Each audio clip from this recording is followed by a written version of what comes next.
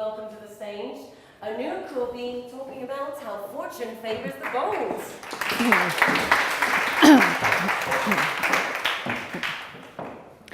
Male, pale, and stale. So what sort of comes into your mind as you hear these words? Anyone? Anyone? Okay. Okay, let me help you. So I would think maybe like a poor homeless boy, maybe a refugee, maybe a faded rock star. But what if I tell you, and I think you'll be surprised, or maybe like myself, shocked to learn that these are the people that run the entire real estate industry in all of UK. Good evening, ladies and gentlemen. My name is Anouk, and I'm passionate about real estate because each one of us here needs a place to live, needs a place to work, needs a place to play. In December 2010, I was in banking. I left my somewhat secure job, which had no future really, but I was stagnating, and I took a risk and stepped out to reconsider and see where I can retrain and what sector can I look at that has much more of a foreseeable future. And I struggled for many months, and then I saw like an opportunity and I just took it. And I set up my own consultancy managing commercial real estate projects. What that meant was I had clients coming in. I was living in Dubai at the time. So I had clients who were coming in looking for a commercial space. Remember, it was a new city, so it's not developed like London. Looking for a commercial space, looking for someone to manage their fit out, their construction, their IT, engineering, paintings, Nespresso, access card. So that was me, and that was my business.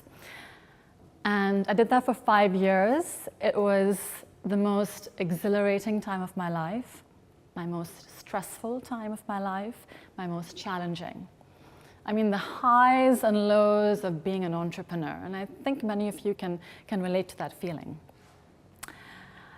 Earlier this year, I decided to move back to London for many personal reasons, and I found myself in a new market. I'd been in banking when I was in London, so I'm back here in London, but feeling confident with my experience, with learning things firsthand, training myself. I can surely find a job that I like in real estate. I learned 2 hard facts very quickly. Fact number 1. In the FTSE 250, only 2 real estate companies have female chief executives. Only 2. Fact number 2. 80% of the workforce is dominated by men. So I asked myself, what does this mean? What does this mean for me? At a very pessimistic level, I explained to myself what it means is there are very few female role models. It also means that no matter how hard we work, there is a barrier, right? There's a barrier to get to a certain level. There may be a pay gap. And then I thought, well, is there anything being done? I researched and I found to my relief that yes, there are lots of corporates working on diversity, working on gender equality. There's a shortage of skills in the market. There's a lot of activity, and the results are yet to be seen, but things are being done, and that was a positive feeling.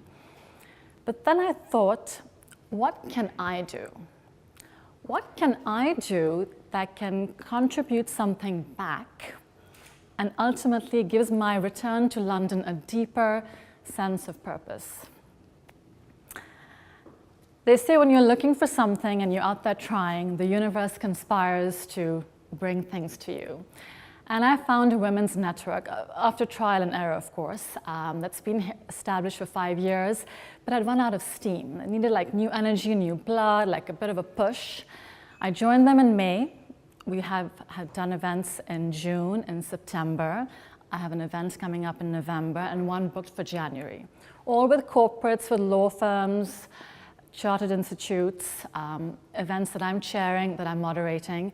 We have more and more corporate members joining us. We have individual members joining us, both men and women. So if anyone out here is interested to become a part of this growing network, also men, it's not just for women, please come and have a chat with me. We have individual membership, very reasonable, and corporate membership, and you get a lot back, a lot of value back. And all the events that you can attend are for free. Thank you very much.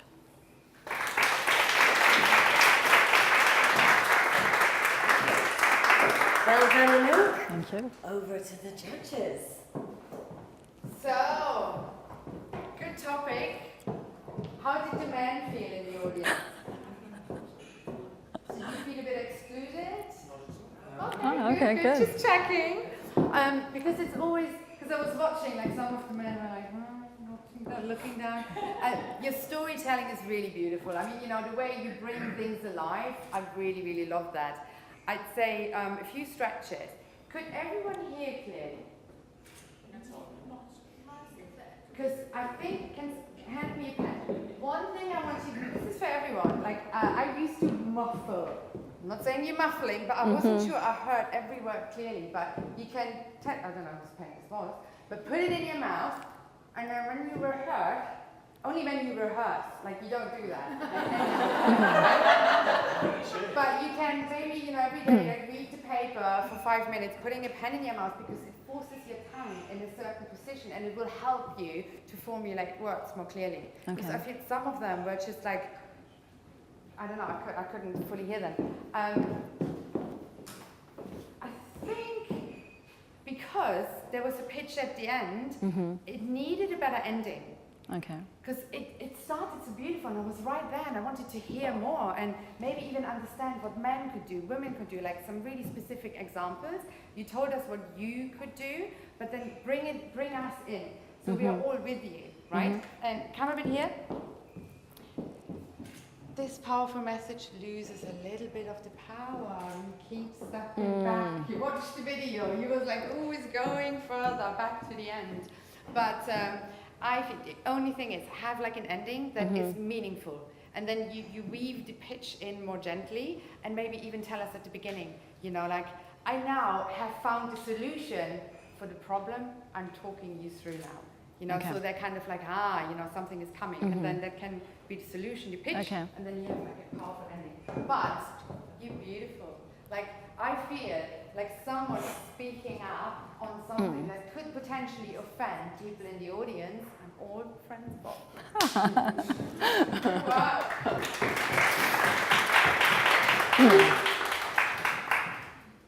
Did you read my notes?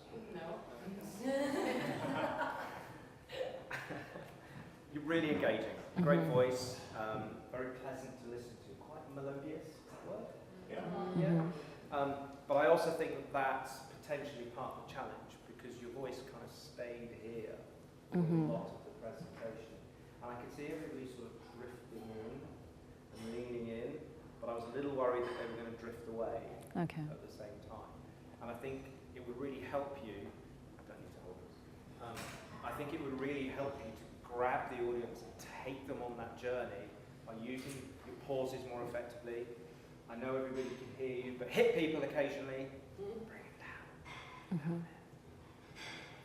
Does that make sense? Makes sense. Okay, and I would echo what Anouk said, that this is your stage. You're the expert. They will come here to listen to you, so don't run away. Own it. Okay. Okay? Got it. Thank you. One more time.